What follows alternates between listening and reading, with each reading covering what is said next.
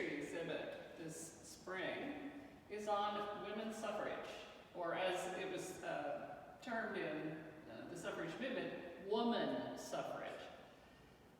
1920 women finally were granted the vote in the United States, but the fight for that vote spanned decades and decades of work and protest.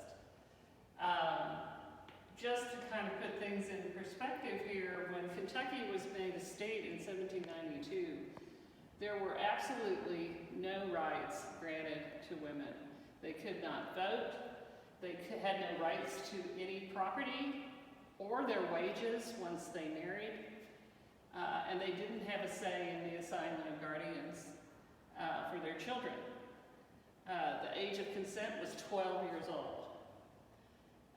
They revised the Constitution in 1799, and women still gained nothing from it. So the startup was for women's rights was kind of grim here, really. But there was an improvement in 1838. In 1838, Kentucky was the only state in the Union that allowed female heads of households to vote in elections that had to do with schools, school boards, taxes for schools, and so on. So that was, as one of the abolitionists from Boston called it, one little star of light, because that was the only state that had passed school suffrage at the time.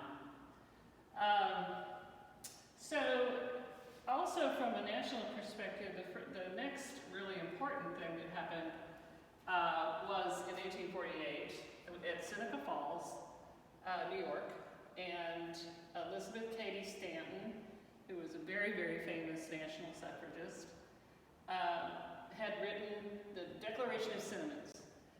And the Declaration of Sentiments dealt with the issue of women not having the vote. And it was passed after a lot of heated debate at the Seneca Falls meeting, which brought 300 delegates together for the movement. And from then on, the movement began to attract women suffragists. Now, another thing I want to point out is most people, when they think of women's suffrage, they think of suffragettes.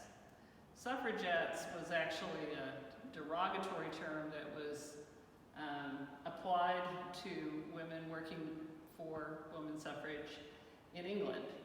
And they preferred the term suffragist, and so that's a little distinction there. Some of the more notable American suffragists were Susan B. Anthony, they called her Aunt Susan, Lucretia Mott, of course Elizabeth Cady Stanton, who I mentioned before, little later on, Carrie Chapman Catt, and Alice Paul, and Lucy Stone. All of these women worked very hard for women's suffrage. We also had some African American women who were involved. Mary Church Terrell, I'm not sure how you pronounce her last name. Ida B. Wells Barnett, who was a journalist. An interesting and kind of an egregious part of this whole movement in some ways was the racial divide between black women and white women. This was particularly acute here in Kentucky in the Deep South, or the southern states, because of the feeling that the southern states did not want to see black women have the vote. And in order for the white suffragists to make inroads into the southern states for their movement, they basically made a devil's bargain about it. And that's one aspect of the movement that is really pretty disheartening in a lot of ways. That's not to say that black women didn't work on suffrage movements, they did. It's just that they worked on their own as a parallel movement to the white women.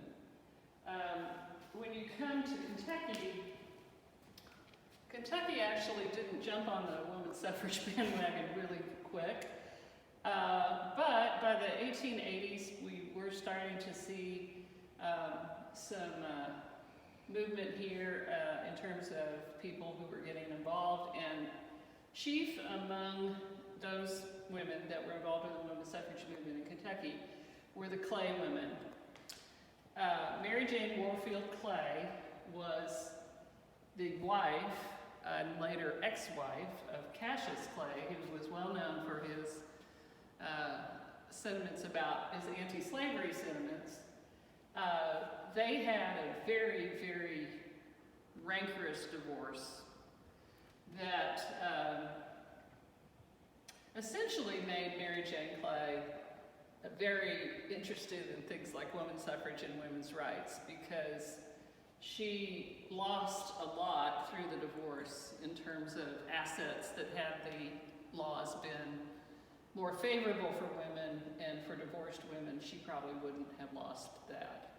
But she had financial assets of her own through family inheritance that she was able to kind of weather the loss of those the resources through her divorce. She had 3 daughters, Mary Barr Clay, Sally Clay Bennett, and Laura Clay, who all were heavily involved in the women's suffrage movement in Kentucky. And they really were the face of the women's suffrage movement in Kentucky in many ways. But there were other women too. Mary Britton was a very prominent teacher. She was the first African-American female physician in Lexington. She worked on many, many civil rights issues, but suffrage was among them. Mrs. Josephine Henry, Ida Withers Harrison, Madeline McDowell Breckinridge, Sophonisba Breckinridge, who was Madeline's sister-in-law. These all were also very prominent women in the Kentucky part of the movement.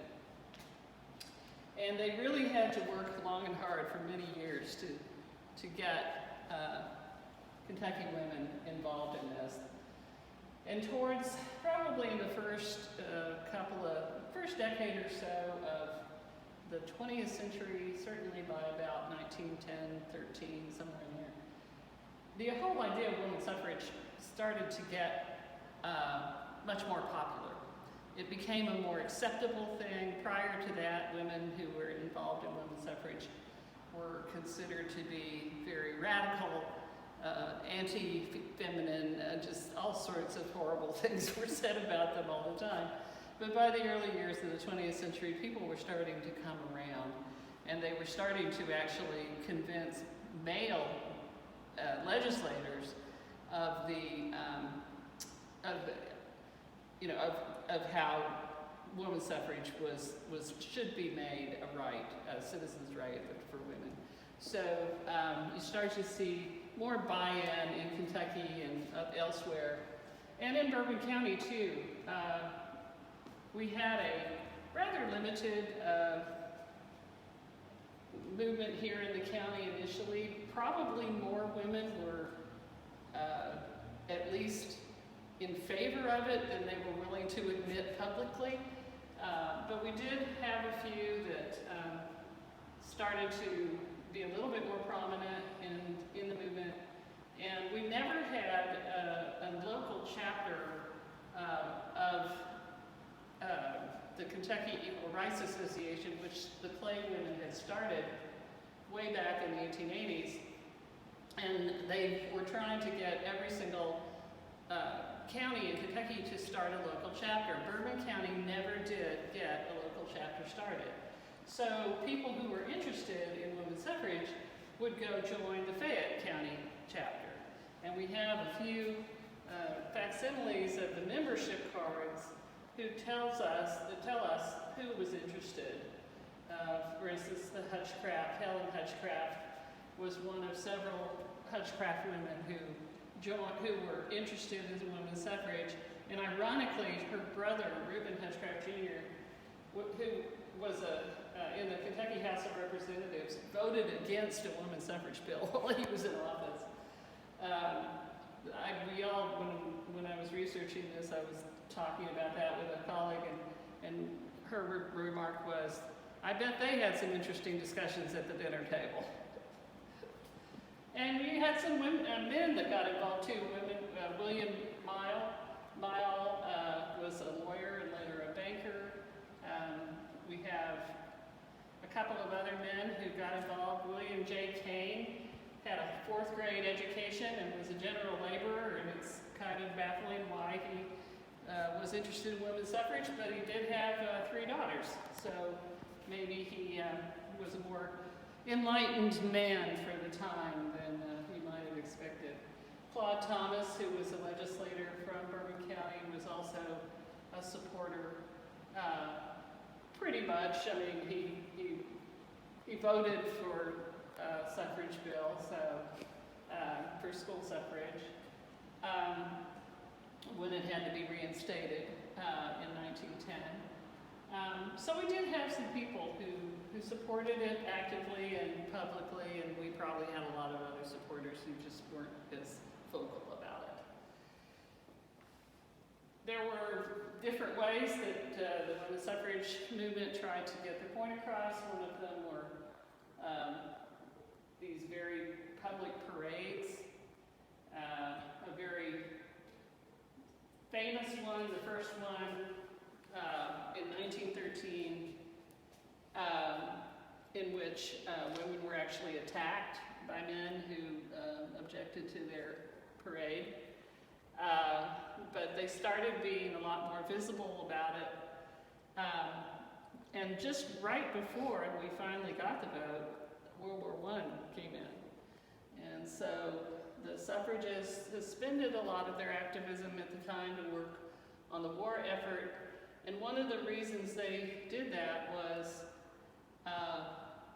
they argued to President Woodrow Wilson that they could be very helpful to him in the war effort, but what they wanted in return was suffrage when the war was over. And he actually accepted that argument.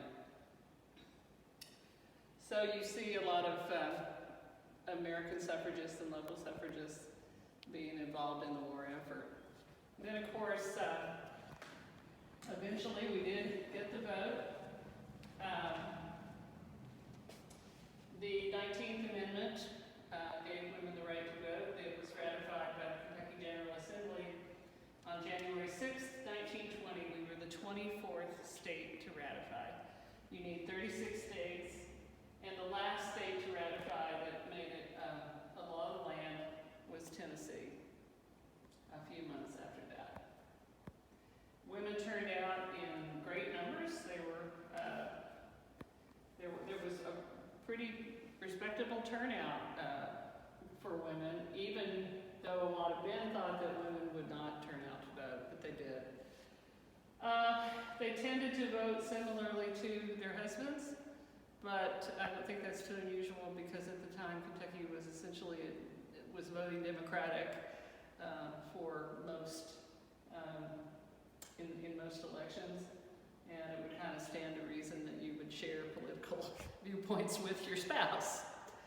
One of the other things that came out, though, of the suffrage movement, if we can move over to this case here, was the League of Women Voters.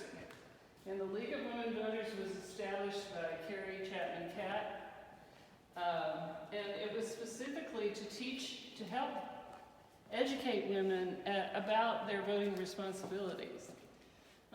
There was a Bourbon County chapter from 1971, which was kind of late, but it was not dissolved in 2005. So it ran on for about 35 years. It, among other things, it bought video cameras so that they could video the council meetings for local government. They were all heavily involved in every election. They did a lot of educational programs. They hosted candidates to come talk, and they were really quite active.